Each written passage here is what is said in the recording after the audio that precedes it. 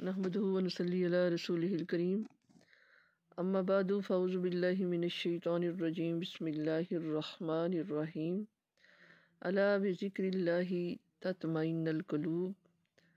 बेशक सुन लो कि अल्लाह के ज़िक्र से ही दिलों को सुकून मिलता है, दिल आराम पाते हैं। मेरी बहनों, मैंने कुरान मजीद फुरकान हमीद की आयत करीमा सूरत राद की एक आयत पढ़ी है जिसमें अल्लाह ताला फरमाता है कि सुन लो, तनबीह की गई है, आगाही की गई है, बताया गया है कि बेशक अल्लाह के ज़िक्र से दिलों को चैन मिलता है। इंसान का जिस्म मट्टी से बनाया गया, इसकी ग़ज़ा मट्टी से तैयार होती है, इसकी ज़रूरत की हर चीज़ मट्टी से तैयार हुई है, लेकिन रूह अम्र रब्बी है, इसकी ग़ज़ा रब की तरफ से आती है। इसकी ग़ज़ा आलमी मलाकूत से, आलमी लाहूत से आती है। जब अल्लाह ताला ने बंदे को बनाया, शैतान ने अंदर सारा फिर के देखा, कहा कि सारा कुछ देखा है, अंदर कुछ नहीं है, एक अंधेरी कोठरी है, उसमें घुसा नहीं हूँ। तो फरमाया गया है कि वो अंधेरी कोठरी इंसान का दिल है। अल्लाह फरमाता है, ना मैं ज़मीन में समाता हूँ, ना आसमान में समाता हूँ, मैं बंदा मोमिन के दिल में समाता हूँ। सूफिया इकराम फरमाते हैं कि बंदा जब एक दफ़ा अल्लाह कहता है तो अल्लाह उसकी तरफ नज़र रहमत से देखता है, जिससे उसके गुनाह जल कर राख हो जाते हैं। उसके ज़िक्र की लज्जत से, उसके ज़िक्र की चाशनी से अपने अंदर की मन की आबादी का सामान पैदा कर। बंदा जब अल्लाह कहता है तो अल्लाह कहने से इंसान का दिल जब गुनाह करता है, जब हदीस पाक में है कि इंसान का दिल गुनाह करता है, उसके दिल के ऊपर एक स्याह नुक्ता लगता है। जब वो लगातार गुनाह करता जाता है तो उसका दिल स्याह हो जाता है। जब इंसान एक दफ़ा अल्लाह कहता है तो अल्लाह कहने से उसके दिल की स्याही मिटती जाती है, यहाँ तक कि अल्लाह अल्लाह करने से उसका दिल साफ़ हो जाता है।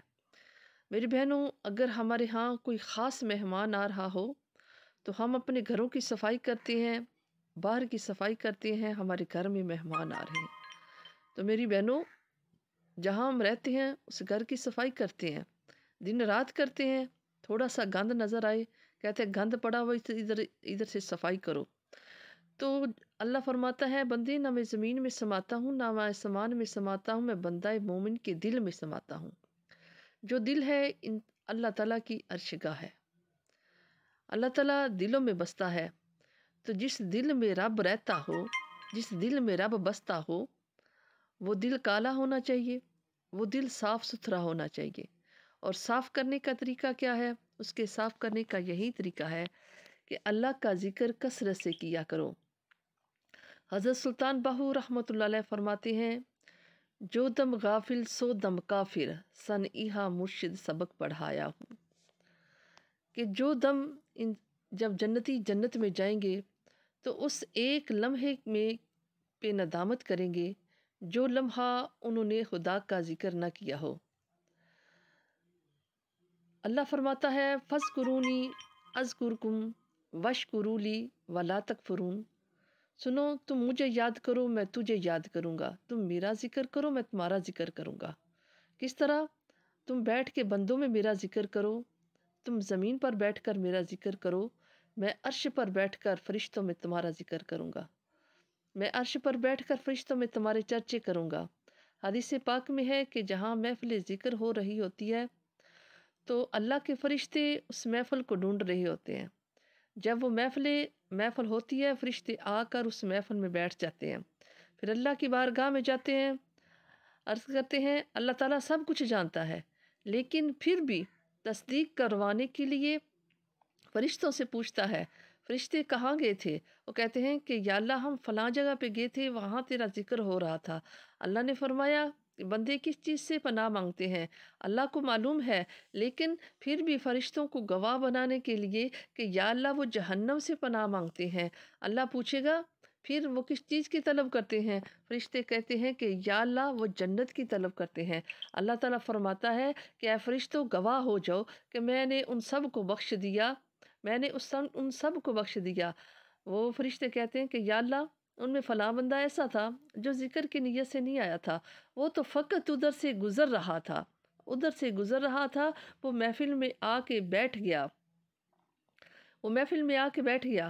اللہ فرماتا ہے کہ میری رحمت اتنی وسیع ہے کہ یہ گوارا نہیں کرتی جہاں میں سب کو بخش دوں اسے نہ بخشوں، کہ میں نے تم گواہ ہو جو میں نے سب کو بخش دیا۔ جب بندہ اللہ اللہ اللہ کرتا ہے، اللہ کو کثرت سے یاد کرتا ہے، اللہ جب ایک دفعہ بندہ اللہ کہتا ہے تو اللہ فرماتا ہے کہ جی میرے بندے، اور جس کا دل ہی ہر وقت اللہ اللہ کی طرف ہو، کہتے ہیں کہ ہاتھ کار ول دل یار ول، ہم دنیا کے کام کر رہے ہوں لیکن ہمارا دل رب کی طرف متوجہ ہو، جدھر سے خون بنتا ہے ہمارا دل خون بناتا ہے، پمپ مارتا ہے، وہ ہی اگر اللہ اللہ کا ذکر کرے گا تو ہمارے پورے جسم میں خون سپلائی ہوگا تو وہ اللہ کا ذکر ہی ہوگا، ہمارے ایک ایک رونگٹے سے اللہ کا ذکر نکلے گا۔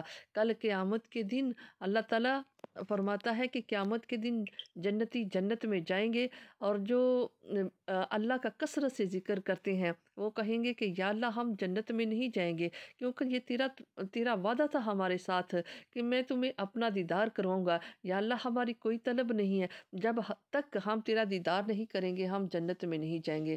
تو میری بہنوں، یہ دنیا کو غنیمت جانو، ہاں اپنی زندگی کے ایک ایک لمحے کو غنیمت جانو، اللہ کو کثرت سے یاد کرو، اور یہ کثرت سے یاد کرنا انسان خود نہیں کر سکتا، یہ استاد کے بغیر کچھ سیکھا نہیں جاتا، ہر کام کو سیکھنے کے لیے ایک استاد ہوتا ہے، بغیر استاد کے کوئی بندہ نہ پڑھتا ہے، بغیر استاد کے نہ کوئی بندہ کاریگر بنتا ہے۔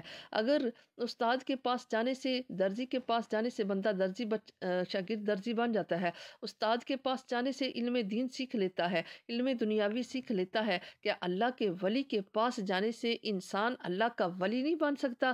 کیا اللہ کا ذکر نہیں سیکھ سکتا؟ سارا کچھ سیکھ سکتا ہے، کہ نگاہ ولی میں وہ تاثیر ہوتی ہے کہ جس کی بدولت انسان کی بگڑی قسمت بن جاتی ہے، کہ نگاہ ولی میں وہ تاثیر دیکھی، بدلتی ہزاروں کی تقدیر دیکھی، مجھے بے خود بنا دیا اے چشم یار تو نے مجھے کیا پلا دیا، کہ ولی کی نگاہ میں وہ تاثیر ہوتی ہے کہ انسان کے گندے دل پر جب پڑتی ہے تو انسان کی بگڑی قسمت بن جاتی ہے۔